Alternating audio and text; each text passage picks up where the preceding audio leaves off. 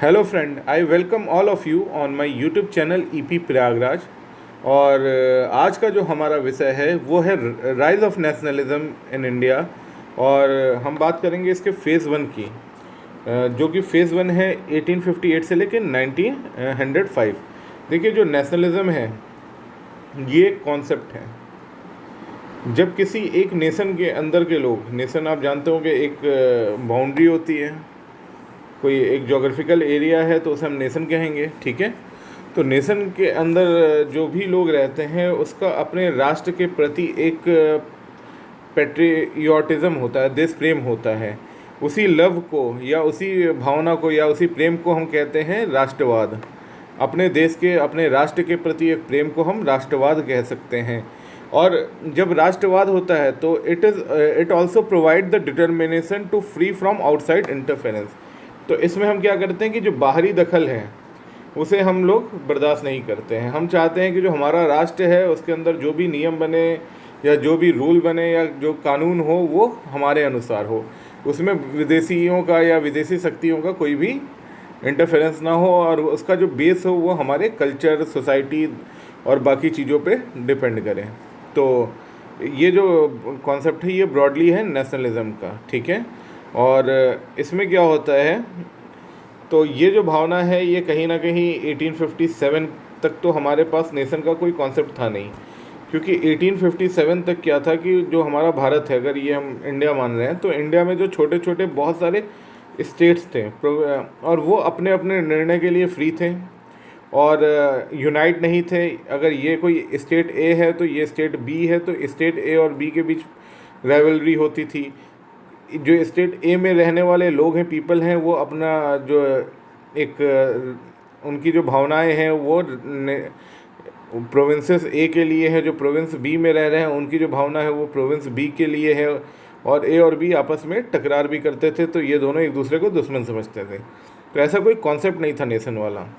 लेकिन 1857 के रिवॉल्ट के बाद जो क्वीन विक्टोरिया का प्रोक्लेमेशन होता है, जो इलाहाबाद में पढ़ा जाता है, घोषणा पत्र, तो उसमें जो पावर है वो शिफ्ट हो जाता है ईस्ट इंडिया कंपनी से ब्रिटिश क्राउन की ओर, ब्रिटिश पार्लियामेंट के पास या क्राउन के पास। क्राउन जो होती हैं वो क्वीन विक्टोरिया होती हैं। तो अब ये जब पावर शिफ्ट हो जाता है तो जो पूरा भारत है या पूरा एक बड़ा सा लैंड मास है वो एक हो जाता है। उसमें जो रूल होता है वो कौन अब करेगा, वो करेंगे ब्रिटिश, ठीक है।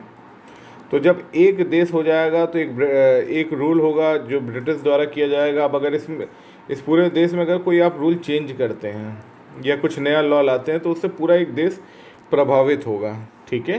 तो कुछ कारण हैं ये सब जिससे कि हमारे देश में राष्ट्रवाद या देश प्रेम जो है बढ़ा था। तो सबसे पहला कारण है कि पहले तो एक नेशन का डेवलपमेंट होगा, एक राष्ट्र का निर्माण होगा, राष्ट्र के निर्माण के बाद राष्ट्रवाद आएगा। देखिए, अगर मैं बात करूं 1858 में ही क्या राष्ट्रवाद आया था भारत में, या भारत उसी समय राष्ट्र के नाम पे था, तो नहीं। हम बात करेंगे, अगर मैं इतिहास की बात करूं तो जब हमने उसके मुगल नहीं, मौर्य काल में हमने बात किया था, तो मौर्य काल में भी उन्होंने क्या किया था, कौटिल्य ने एक राष्ट्र की संकल्पना की थी। और आपने देखा होगा कि उन्होंने समग्र भारत को एक राष्ट्र के तौर पे बांधा था, ठीक है। तो वहाँ पे राष्ट्र या राष्ट्रवाद का कॉन्सेप्ट देखने को मिलता है। और उसके बाद 1858 में जब पैन इंडिया, मतलब जो सारे वो हैं प्रोविंसेस हैं और बाकी चीज़ें यूनाइट किया जाता है और उसको ब्रिटिश गवर्नमेंट के अंडर में दिया जाता है, तो फिर एक नेशन का कॉन्सेप्ट आता है। और नेशन के कॉन्सेप्ट के साथ साथ लोगों का भी जो है इंटेलेक्चुअल लेवल चेंज होता है, ठीक है। और उसकी वजह से नेशनलिज्म की भावना आती है। तो नेशनलिज्म क्लियर हो गया हो तो अब हम लोग इसके कुछ फैक्टर्स हैं जिसकी वजह से नेशनलिज्म ग्रोथ होता है, उसके विषय में चर्चा करते हैं। अब देखिए, एक इवेंट होता है 1857, ये रिवॉल्ट होता है। रिवॉल्ट के बाद एक प्रोक्लेमेशन होगा जो क्वीन विक्टोरिया करेंगी। और इसके बाद क्या होगा कि बहुत सारे चेंजेस देखने को मिले, बहुत सारे चेंजेस आए। जो सबसे पहला चेंजेस आया, जो अब एडमिनिस्ट्रेशन था, जो ब्रिटिश एडमिनिस्ट्रेशन था या अंग्रेज थे, उन्होंने अपना जो चेंज था, ये एक एटीट्यूड था, वो चेंज किया। वो अब मोर टॉलरेंट हो गए, ठीक है। अब लोगों की बात सुनने लगे या लोगों के प्रति टॉलरेंस जो है उनकी पॉलिसी हो गई, ठीक है। जो एम्पायर थे उनके जो छोटे छोटे प्रोविंसेस थे उनके प्रति भी टॉलरेंस नीतियाँ अपनाने लगे। दूसरा एक जो चेंजेस आता है 1858 के बाद, कि जो एक लैंग्वेज इंट्रोड्यूस करते हैं या वेस्टर्न एजुकेशन भारत में आता है, ठीक है। वेस्टर्न एजुकेशन जो है वो कहीं ना कहीं एक मिडिल क्लास को, एजुकेटेड मिडिल क्लास को जन्म देता है। तो एजुकेटेड जो मिडिल क्लास है ये जो है ये क्या करते हैं, ये एक कॉन्सेप्ट लेके आते हैं अपनी सोसाइटी में, और उस सोसाइटी से ये अलग अलग डिमांड करते हैं। वो जो ब्रिटिश है उससे अलग अलग डिमांड जो है अपने अनुसार, या ये जो बाहर से देख के आते हैं वो डिमांड करने लगते हैं। तो कहीं ना कहीं जो हमारा मिडिल क्लास है, जो हमारे कुछ एडमिनिस्ट्रेटिव चेंजेस हुए थे या बाकी चीज़ें हुए थे, वो कहीं ना कहीं मॉडर्न जो नेशनलिज्म की फील है वो है कॉन्सेप्ट है उसको बिल्ड करते हैं। तो आइए वन बाय वन इसको डिस्कस करते हैं, और यहाँ से बहुत सी चीज़ें देखने को या समझने को मिलेगी। तो हमारे साथ बने रहिए हमारे चैनल पे। देखिए, राइज ऑफ नेशनलिज्म है, इसको हमने ब्रॉडली दो फेजेज़ में बांटा है। पहला फेज़ है 1858 से लेकर 1905, और दूसरा फेज़ है 1905 से 1947। ये जो दो फेज़ में हमने बांटा है वो अप्रोच पे है, ठीक है। ये डिपेंड करता है अप्रोच पे कि किस तरह से लोगों का अप्रोच होता था अपने इंडिपेंडेंस या नेशनलिज्म को लेके, क्या अप्रोच था। तो जो पहला अप्रोच था वो बहुत ही ज़्यादा वो नहीं था। अभी तो नेशन फॉर्म होता है, नेशन फॉर्म होने के बाद लोगों के अंदर कॉन्फिडेंस डेवलप हो रहा होता है इस फेज़ में, और इस फेज़ में वो काफ़ी कॉन्फिडेंट होते हैं और चीज़ों को बहुत तेज़ी से मांगते हैं, डिमांड करते हैं। तो फेज़ 2 जो है वो थोड़ा एक्टिव फेज़ होता है, और ये जो फेज़ 1 है वो थोड़ा पैसिव है। तो इसके बारे में धीरे धीरे हम समझते हैं। अभी हम बात करेंगे फेज़ 1 की। फेज़ 1 1858 से लेकर 1905 वाले फेज़ की बात करेंगे, और इसमें धीरे धीरे समझते हैं कि कैसे अलग अलग ऑर्गेनाइजेशन फॉर्म होते हैं, कैसे कैसे ये नेशनलिज्म की भावना जो है वो लोगों में आती है। इसके विषय में हम यहाँ चर्चा करेंगे। तो देखिए, जो फैक्टर हैं जो बेसिकली आते हैं वो उनकी वजह क्या होती है। जो अंग्रेज़ होते हैं या ईस्ट इंडिया कंपनी होती है वो आते तो ट्रेडर्स के तौर पे हैं, लेकिन जो यहाँ पे जब भारत में आते हैं तो वो देखते हैं कि यहाँ पे बहुत छोटे छोटे राज्य हैं और ये आपस में ही लड़ रहे हैं। तो इस चीज़ का कहीं ना कहीं ये एडवांटेज लेते हैं। वो आते हैं, इनकी अगर लड़ाई है तो ये ए के साथ समझौता कर लेते हैं, बोलते हैं मैं आपके साथ करूँगा। फिर इन दोनों को, ये बी से लड़ते हैं, फिर ए और बी को अपने साथ मिला के सी से लड़ते हैं। इसी तरह एक पॉलिटिकल जो है, जो हमारे यहाँ अनस्टेबिलिटी होती है उसका लाभ लेके और ये एक साम्राज्य की स्थापना करते हैं, ठीक है, और भारत में रूल करने लगते हैं। लेकिन रहते ये ट्रेडर हैं, चूँकि ये ट्रेडर्स होते हैं तो इनका जो मुख्य या प्रारंभिक उद्देश्य होता है वो होता है ट्रेड करना या टू अर्न मनी। तो जब आपका अर्न मनी होगा और ना कि आपको एडमिनिस्ट्रेशन पे बहुत अच्छा फोकस करना नहीं होगा, तो आप क्या करेंगे, आप कहीं ना कहीं लोगों को एक्सप्लॉयट करना शुरू कर देंगे। तो सेम यहाँ भारत में भी होने लगता है कि लोगों को एक्सप्लॉयट किया जाता है, और जो मेन एक्सप्लॉयटेशन है वो उनकी पॉलिसीज से दिखता है, और इकोनॉमिकल एक्सप्लॉयटेशन जो होता है अपने चरम पे होता है अंग्रेज़ों के टाइम पे। बेसिकली यहाँ का जो वेल्थ है वो ड्रेन करके इंग्लैंड की ओर शिफ्ट होने लगता है। इसके बाद हम लोग बात कर लेते हैं कि ये लोग कभी लोगों के वेलफेयर के बारे में कंसर्न नहीं होते। They are never bothered about the welfare of the masses, always they always ignore such activities. जैसे एजुकेशन पे उन्होंने कुछ ज़्यादा खर्च नहीं करना होता है। फिर एग्रीकल्चर, इरिगेशन पे ध्यान नहीं देते हैं। अगर एग्रीकल्चर का बेस क्या होता है, अगर भारत कृषि प्रधान देश है तो आपको एग्रीकल्चर पे ध्यान देना होगा। तो एग्रीकल्चर के लिए बेसिकली आपको सीड प्रोवाइड करना होगा, फिर आपको इरिगेशन के सोर्सेज देने होंगे। उस समय इरिगेशन का सोर्स क्या होता था, कनाल्स वगैरह होता था, वो डेवलप करना होगा। और तीसरा फर्टिलाइज़र वगैरह प्रोवाइड करना होगा। और अगर सूखा वगैरह होगा तो फिर बाकी चीज़ें भी कंसिडर करनी होंगी कि भाई इतना अगर फसल नहीं है तो लगान में छूट और बाकी चीज़ें। तो इन चीज़ों पे ये लोग ध्यान नहीं देते थे। तो ना ही इनका ध्यान जो है वो एजुकेशन पे होता था, ना ही इरिगेशन पे होता था, ना ही हेल्थ पे। जैसे आज कोविड-19 जैसी एक महामारी है भारत में, और जिससे कि बहुत से लोग प्रभावित हैं। तो अगर उस समय ऐसा कुछ भी आता तो लाखों की संख्या में लोगों की, करोड़ों की संख्या में लोगों की मृत्यु होती। जैसे उदाहरण के तौर पे मैं ले लूँ कि 1918 में भारत में एक बीमारी आती है स्पेनिश फ्लू, जो लगभग कोविड-19 जैसे ही होता है स्पेनिश फ्लू, लेकिन उससे भारत में करीब 1.5 करोड़ लोगों की मृत्यु होती है। तो बहुत बड़ा फिगर है ये। तो देखिए, हेल्थ सेक्टर पे अगर ध्यान नहीं दिया जाएगा, अगर आज हम हेल्थ सेक्टर पे ध्यान नहीं देते तो कोविड-19 से हमारे देश में बहुत सारी मृत्यु हो सकती थी। तो जो अंग्रेज थे बेसिकली उनका काम क्या था, उनका काम था इकोनॉमिक एक्सप्लॉयटेशन करना, ना कि हेल्थ पे, इरिगेशन पे और बाकी चीज़ों पे ध्यान देना। और उनके अनुसार ये जो भारत का स्टेटस था सिर्फ इकोनॉमिकल कॉलोनीज थी कि यहाँ से जितना बिजनेस हो सकता है उतना बिजनेस बढ़ाओ। ठीक है, उसके बाद हम बात कर लेते हैं कि क्या क्या कॉजेज़ थे जिससे कि नेशनलिज्म जो है या राष्ट्रवाद की जो भावना है लोगों के बीच में बढ़ी है। तो जो सबसे पहली जो चीज़ें थी वो थी इकोनॉमिक एक्सप्लॉयटेशन। लोगों का जो आर्थिक रूप से शोषण किया गया वो सबसे बड़ा कारण था। इसके एक एक पॉइंट को समझाता हूँ, इससे आपके सारे कॉन्सेप्ट क्लियर हो जाएंगे। जब आप मेंस में कॉपी अगर लिखते हो तो यहाँ से जो आप सारी चीज़ें क्लियर रहेंगी आपकी। तो वन बाय वन समझिए। जो इकोनॉमिक भारत का रहता है वो क्या होता है, वो अपने आप को एडजस्ट करता है इंग्लैंड के नीड्स के अनुसार। बहुत बड़ी बात है ये कि अगर कोई दूसरा देश जिसका कल्चर, जिसका सब कुछ अपने से अलग है, अगर उसके अनुसार भारत को, जो कि बेचारा अभी कृषि प्रधान है, जो अभी बहुत ज़्यादा डेवलप नहीं है, उसको अगर एडजस्ट करना पड़ेगा तो फिर उसमें ज़्यादा हम लोग ये कह लेंगे कि जो गरीब हैं वो और भी गरीब हो जाएंगे। तो सेम वैसे ही हुआ, और जो वेल्थ है वो ड्रेन हो जाता है कहाँ की ओर, इंग्लैंड की ओर। तो जो हमारा पैसा था वो ड्रेन होता है इंग्लैंड की ओर, क्योंकि हम लोग एडजस्ट कर रहे होते हैं इंग्लैंड के नीड के अनुसार। जो इंग्लैंड की नीड होती है उसके अनुसार हम एडजस्ट कर रहे होते हैं। अब देखिए, जो कृषि हैं या किसान हैं भारत के, उनको भी विवश किया था, उनको फोर्स किया जाता है कि जूट और कॉटन उसकी आप खेती करो और कंपलसरी खेती करो। तो ये जो होता है ना, ये दोनों क्रैश क्रॉप हैं। बेसिकली उस समय जो हमारा भारत था वो निर्वाह कृषि करता था। निर्वाह कृषि का मतलब होता है कि भाई जितने भी हमें रिक्वायरमेंट है, फूड ग्रेन की जो हमें रिक्वायरमेंट है, हम वो वाली कृषि करते थे कि भाई हमारे जो फूड की रिक्वायरमेंट है वो पूरी हो जाए।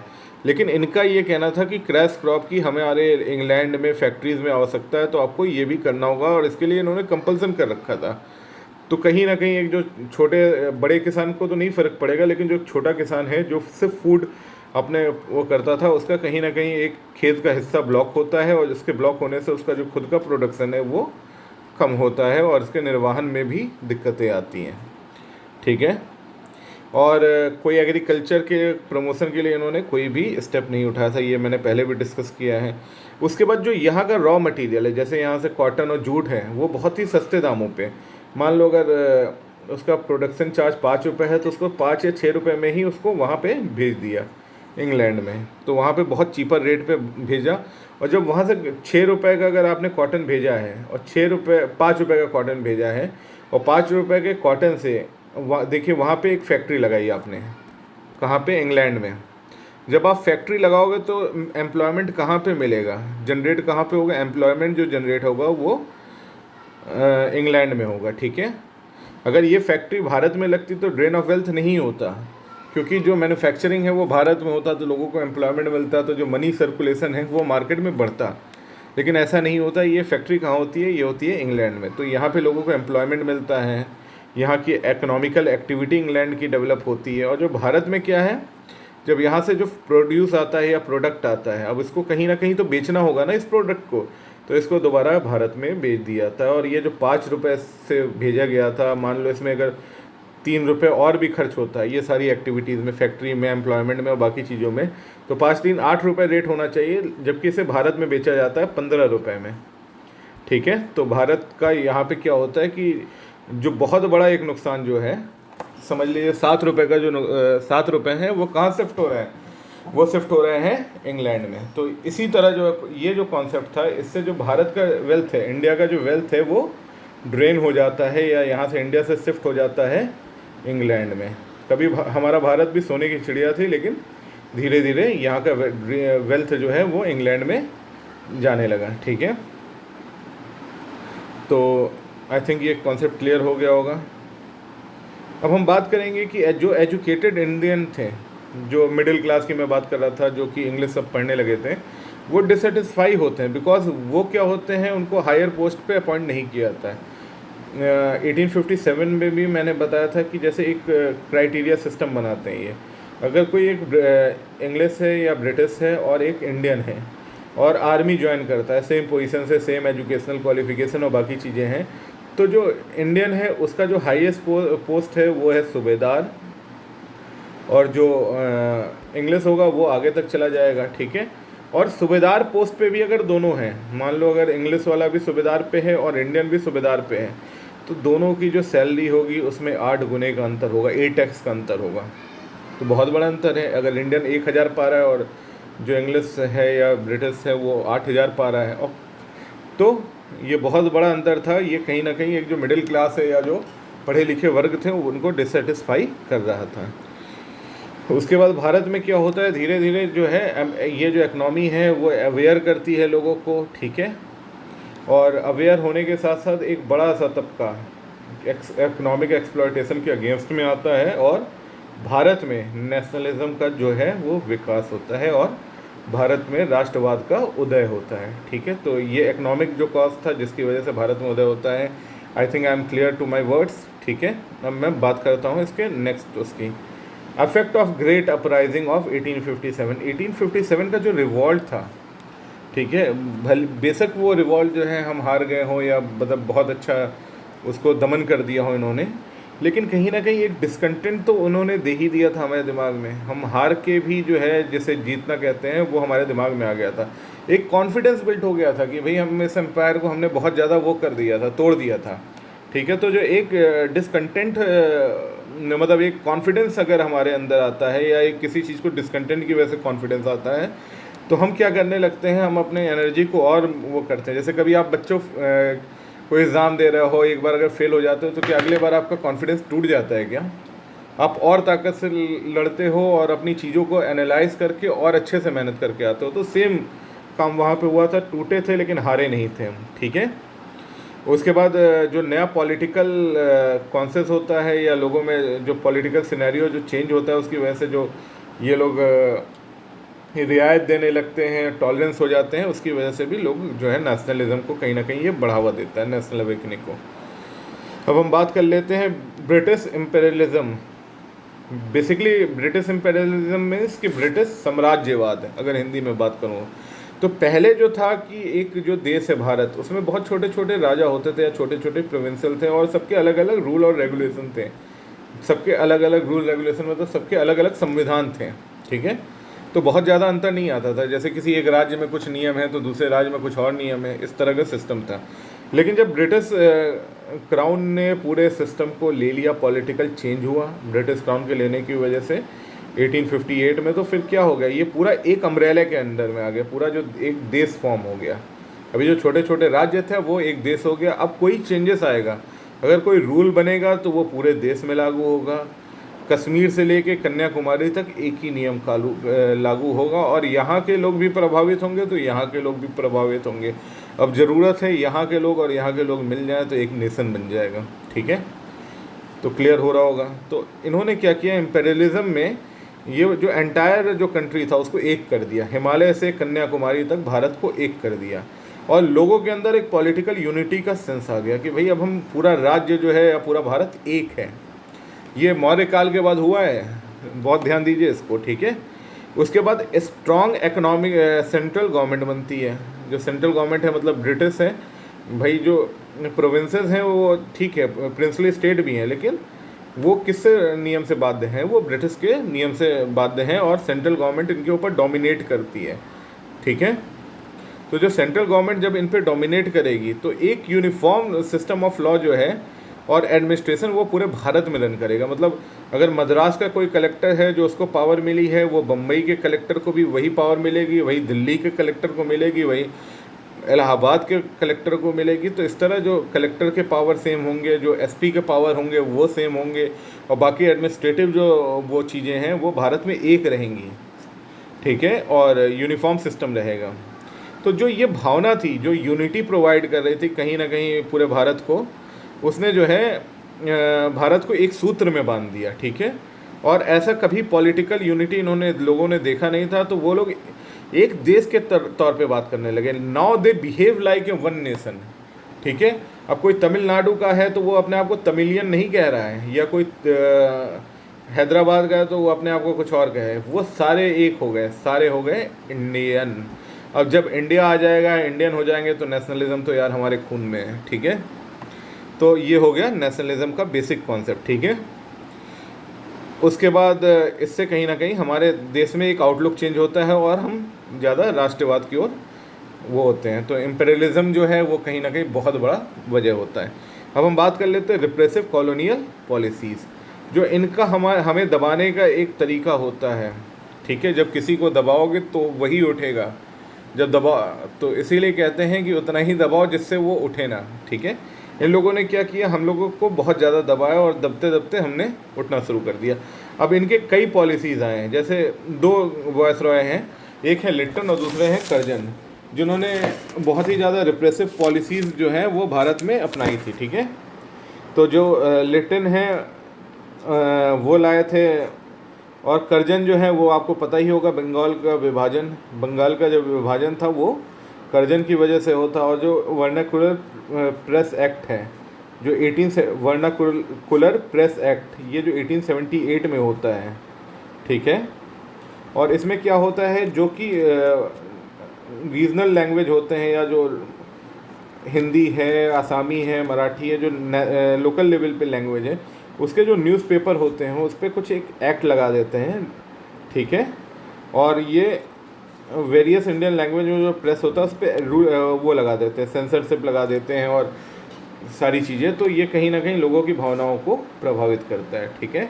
और दूसरा जो बंगाल का पार्टीशन है जो लॉर्ड कर्जन करते हैं, ये कहीं ना कहीं लोगों को भावनाओं को के साथ एक वो हो जाता है, जुड़ाव होता है, और वो एक राष्ट्रवाद के उसमें सूत्र में बंध जाते हैं।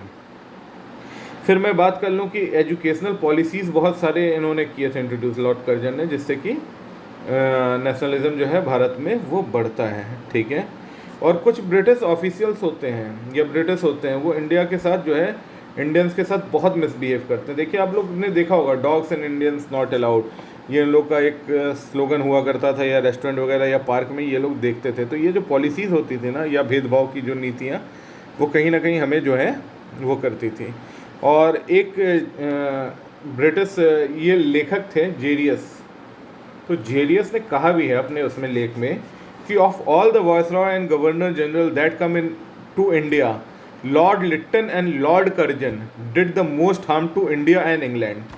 तो इनका मतलब है कि लॉर्ड जो कर्जन है और लॉर्ड लिट्टन है, इन्होंने सबसे ज़्यादा नुकसान किया है अपनी पॉलिसीज़ के थ्रू, ठीक है, इंग्लिश का।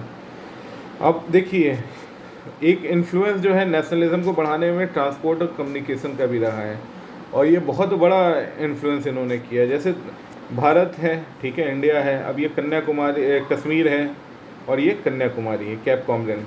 अब यहाँ से यहाँ का लोग जो पब्लिक है वो कैसे जुड़ेगी, वो जुड़ेगी ट्रांसपोर्ट के माध्यम से, ठीक है।